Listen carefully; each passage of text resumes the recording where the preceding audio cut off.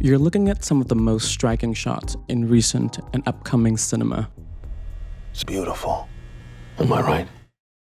They all have incredible production design or location, incredible lighting, color, special effects, and movement.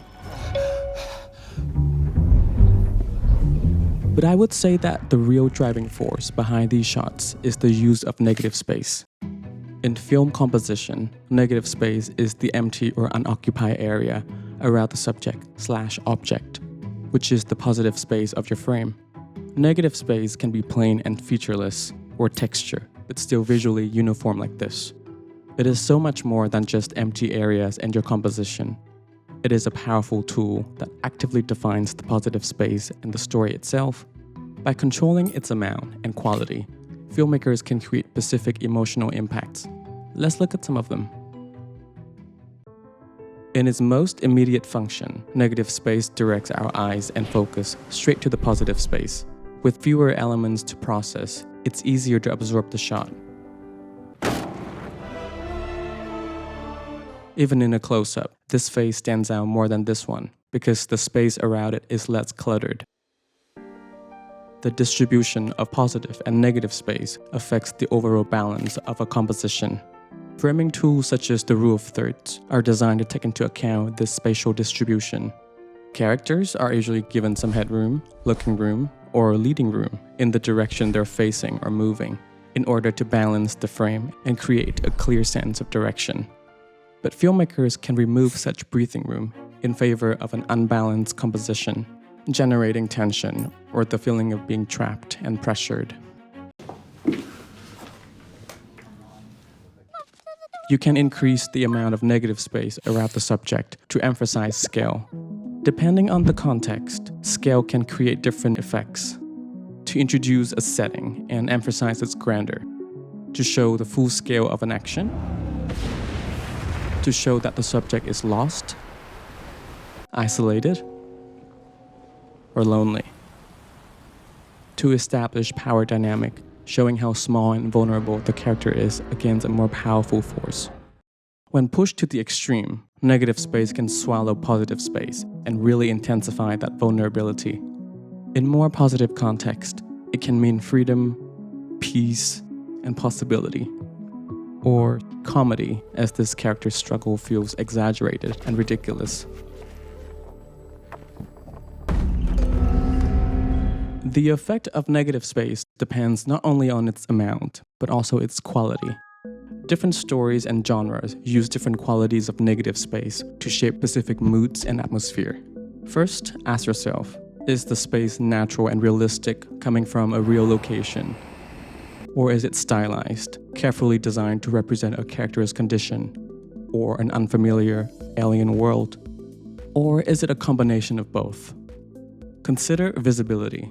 Is the negative space bright and clear, or dark and obscure? Compared to some of the visible negative space we just explored, dark negative space is often used in horror or thriller to create suspense and mystery, as the audience can really see what's ahead of them, can expect something to jump out from the dark. What color is it? How does the color shape the mood? Is it romantic? Sad? Intense? Are you with me, bandits? Or scary? What texture is it? Is it something you've touched before, or is it something alien and weird? In this sense, negative space is a collaborative technique by both camera work and production design to shape mood and atmosphere. Take Severance as an example. The TV show is about a team of office workers who undergo a procedure that separates their work memories from their personal lives. Am I dead? No. Their workspace is designed to be this featureless, never-ending maze of negative space that matches with their amnesia and their sense of imprisonment.